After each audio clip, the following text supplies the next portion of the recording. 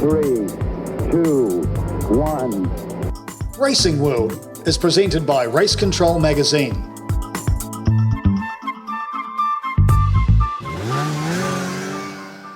Welcome into the last Racing World podcast for 2020. I'm Darcy Waldegrave. You're here for myself, from Bob McMurray and David Turner, as well as we bid farewell to what has been an extraordinarily horrible year, or an extraordinary year, you choose. We've got a master plan for the program. We're all isolated. We're on our own little pods as Christmas is extremely busy right now. So what we've decided to do is run through each of our top 5 moments or occurrences or happenings, the top 5 of 2020 for each of the 3 stooges here for the Racing World podcast. Of course, if you're listening on Radio Public, if you're listening on Spotify or Anchor FM, thanks for that. Remember to share, like, and subscribe. Same goes with YouTube. That way, if you do share, like, and subscribe, you can continue 2021 looking at our pretty faces and wonderful backdrops as well. So brace yourselves in. We'll find out. Not that we know. We haven't talked previously what our top 5 moments are. But each of us here, the team from the Racing World podcast. Merry Christmas. Merry Christmas. So first cab off the rank, it has to be the grand old man. I can say this because he's not listening and he's not here.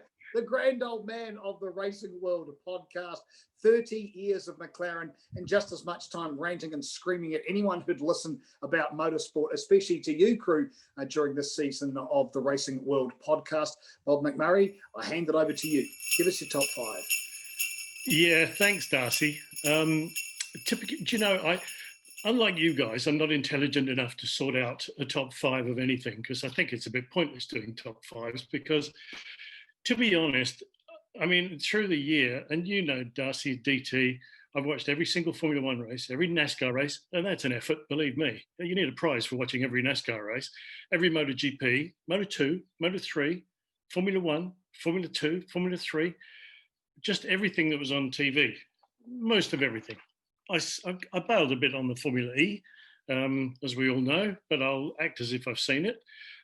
So I've certainly hadn't got a top 5 in the Formula E races because they all look the same to me. But I've seen so many races, I can't choose a top 5 of anything. You go through each one. NASCAR, for instance. I mean, it was wonderful seeing all the different tracks, and it was wonderful seeing them racing. In actual fact, going back to the Formula E thing, I thought the Formula E NASCAR was interesting, not as good as the supercars one, though. Talking about supercars, I think the fantastic races are the ones where you really get involved in it, and the most fantastic race there of the year, of course, was Bathurst, with Shane van Gisbergen winning. Go to Formula One. How can you choose one from Formula One? Because it was such a complicated year. 23 weekends, 17 events around the world, not exactly the world, Europe and the Middle East. And we had some fantastic races going to the old tracks. Who can forget the Portimao track or the Turkish track that they came back to? Or even Imola. You know, Mugello, well, fantastic. I'm not going to pick anything there. I'll pick probably the best driver of the year, and that was got to be Lewis Hamilton. Go on to Indycar Racing. How can you pick it from that? There's no way you can pick a top race or a top 5 from that. The top part of that was, of course, Scott Dixon winning. I mean, he made it hard. He made it interesting for all of us, but he won the event, and that's what we liked then. I don't know, choose everything you like. MotoGP, how those guys do it staggers me every single race. Every time I stop watching a MotoGP race, I think to myself, I don't know how they do it. Bravery, stupidity, whatever. They're just fantastic doing what they do. So no, I'm not going to choose a top 5. I'm going to just say everything was a favourite to me, especially in this year that we've had with COVID and all sorts of stuff. There's just no way I can pick, personally, a top 5. I'll pick my best driver of the year, but I'm not going to tell you who it is because it'll only wind you up, Darcy. Oh, perhaps I will. Oh, no, I won't. Oh, mate, no, I won't. Anyway, I'm looking forward to the Tadada Racing Series Grand Prix.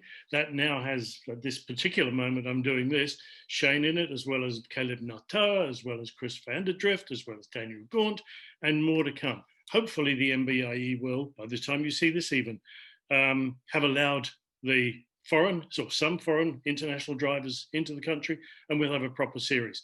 Until then, well, we'll have to wait and see. But until then, Darcy, DT, thank you for setting all this up during the year. We've really enjoyed doing it, honestly. Be nice one of these days to make some money out of it. So if you can organise that, sitting there with your Prada gear on, I'm sure they'd like to get involved in a podcast around the world. Darcy, it's nice to work with professionals, and that's why I've said you and I should be grateful working with DT. No, honestly, Darcy, thanks for doing it all. You held the show together, lots of it. DT doing the mechanicals, you doing all the proper stuff, and me just blathering on like I am now. So Merry Christmas, Happy New Year, and we really, really want to get back into this next year and enjoy it once the motor racing season starts again internationally. But don't forget, Castrol Toyota Racing Series, 3 events during the summer. Please come watch. And if you do come watch, come and have a chat. Love to have a chat. Thanks a lot. In order for a triumvirate to work, there must be 3. You've seen Bob McMurray, you know me, so let's roll in the third stooge and he can give us his top 5 occurrences for 2020. Remembering, we have not talked about this previously. This will be as much of a surprise to me and to David and to Bob as it is to you out there in podcast land. Take it away, David. Well, righto, guys, it looks like it's my time, and you just have to bear in mind, yes, Bob, I do have my Prada gear on, but, you know, got to earn a living as well. So for those of you who don't know, I'm involved in the television production of the 36th America's Cup here in Auckland, New Zealand. So it's partially why we're doing all this separately, because we don't have enough hours in the day right now.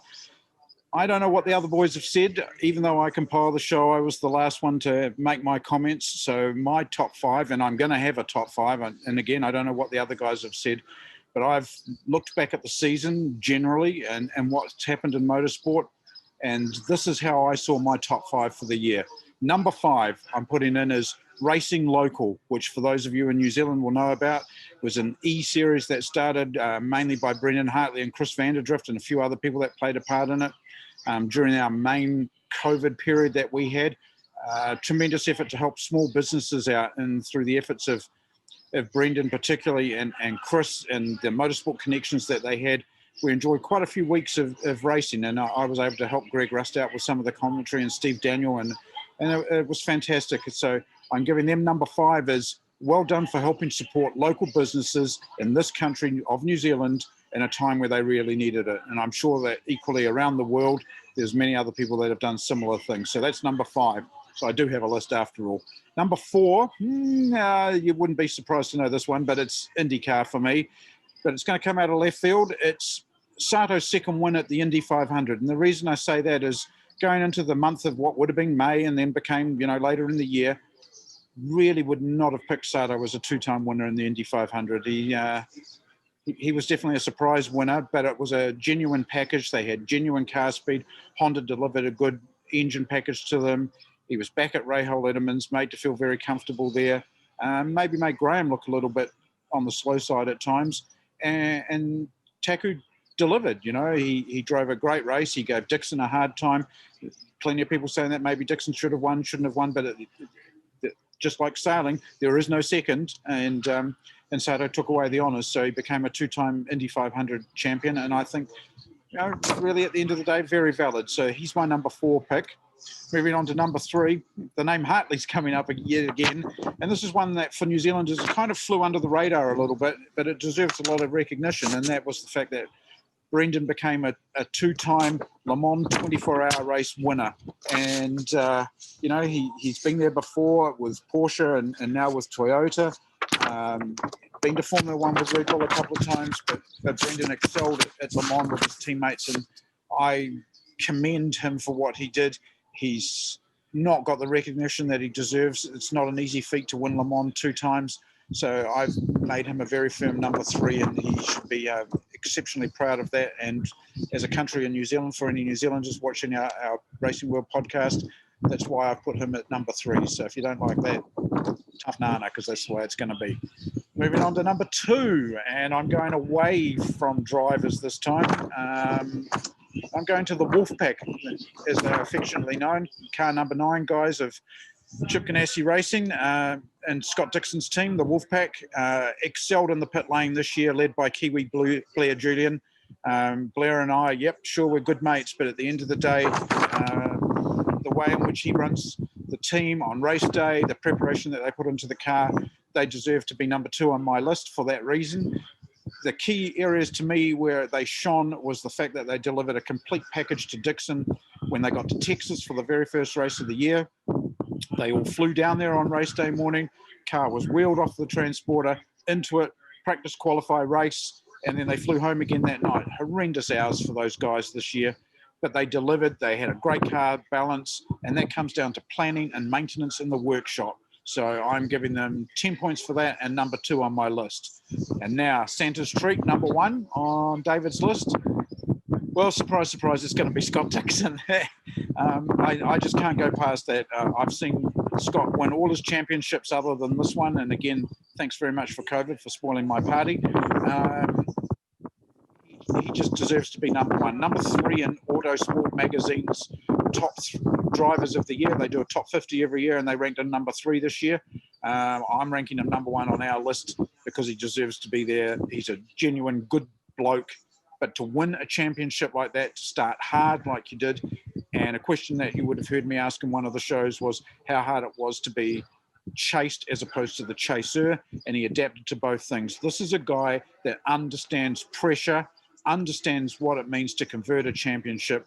Newgarden was a serious, serious threat to him as the championship went to the wire, and Dixon, true to his word, Iceman through and through, and delivered 6-time championship. As he said, 7 sounds better, and I think that there's a 7 and maybe even more for Scott Dixon and the number 9 crew, and I think that, you know, we're going to see that again next year. Great lineup for IndyCar next year. Season final just announced only yesterday. The fact that it'll go to Long Beach for the season final, so I'm really quite excited by that. I think it's a fantastic venue. Californian weather at that time of the year will be fantastic, so it'll be a fitting way to end the championship again. Let's hope it has a crowd and everything in the world settles down in 2021. So that's my top 5, going through them again. Racing local, the local podcast, local E-Series that was on Stream Networks here, Sato, Hartley, the Wolfpack, and Dixon. So on behalf of me personally, I'll hand back to Darcy, and Merry Christmas to you all. Thanks so much for supporting our podcast this year. We really appreciate it. It's given us a lot of satisfaction to be able to deliver it to you, and we hope to be back again in 2021. Stay safe over the Christmas, enjoy your family, and please be COVID aware. All right, my turn now to look at the top 5 events, occurrences, happenings, victories, whatever you want, of the 2020 season. I'll start things off in 5th place. Finally, Shane Van Gisbergen picks up the Peter Brock Trophy. It took him long enough to do it.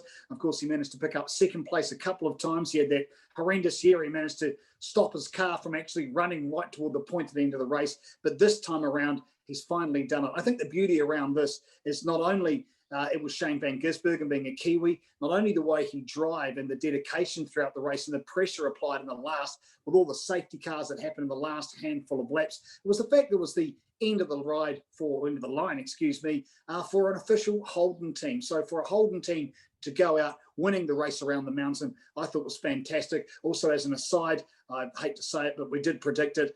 Really still quite an amusing way to go out. When you look at his teammate, I still can't get over how Jamie Whincup managed to pile his car into the outside wall at the cutting. Of all things you could possibly do, Jamie Whincup, we thought. But Whincup and Bathurst, there's something about that pairing, if you will. But to Garth Tander and to Shane Van Gisbergen, what a sensational victory it was around the mountain, and an event we never thought was going to come. That's number 5.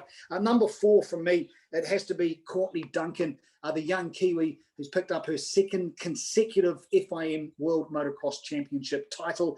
I remember she went through in 16, 17 and 18. She probably should have won the title back in 16, but she didn't, due to running into an errant photographer.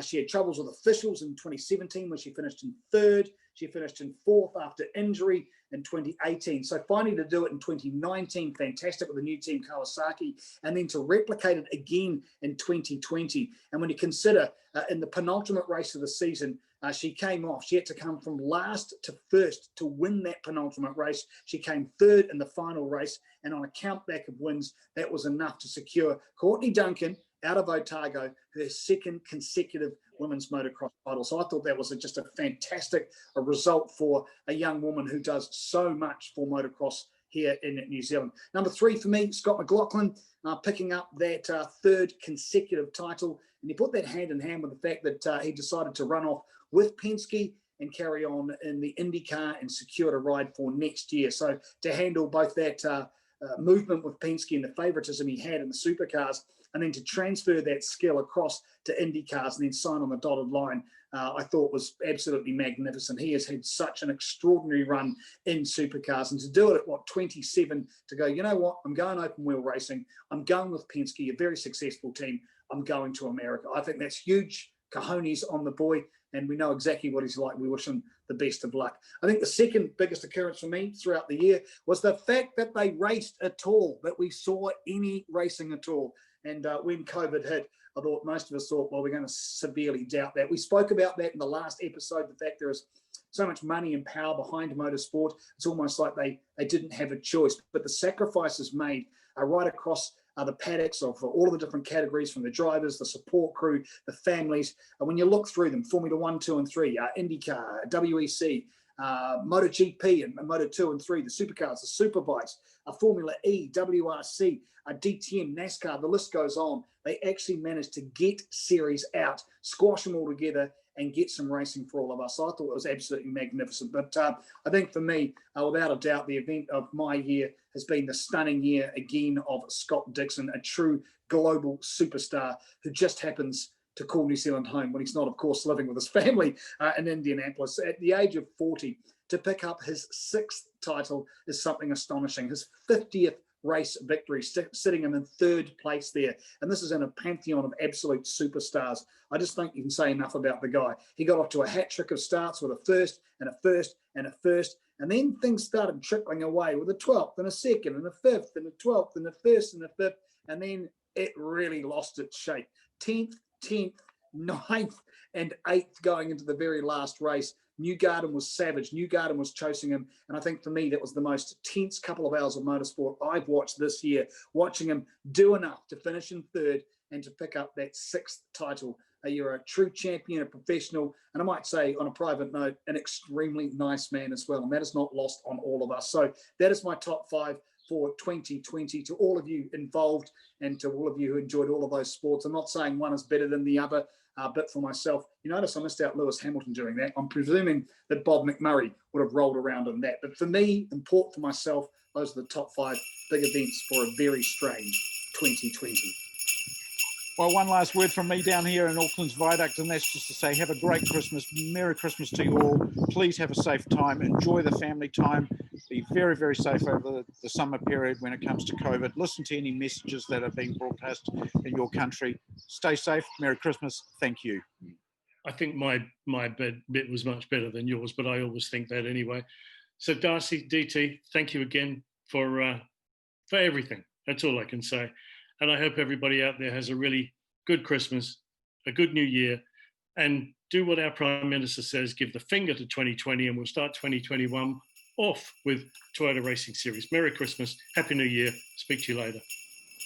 And that's it from all of us. I wish you all a very Merry Christmas. In case you're wondering, I asked my little girl, we needed a star for the top of the tree. So predictably, she put a photograph of herself up there. Just like her dad. She's got an ego, I tell you. From behalf of myself, though, and Bob McMurray and David Turner, after 25 editions of the Racing World podcast, thank you so much for watching or listening across all of the platforms that we promote this program on. Have a great time. Enjoy your new year. And all things going well and good, we'll be back in full effect for Racing World 2021. Like, subscribe, share, and drive it like you stole it. Perspective Group is a leading media production company based in Auckland, New Zealand. Established in 2009 by former TVNZ producer David Turner, Perspective Group offers you a vast arrangement of media options to fit any size or budget. It covers truly global services supported by some of New Zealand's leading media talents. For more information, contact Perspective Group Limited at perspectivegroupltd@gmail.com and check out the website perspectivegroupltd.com, where you'll find even more information on creating your media solutions.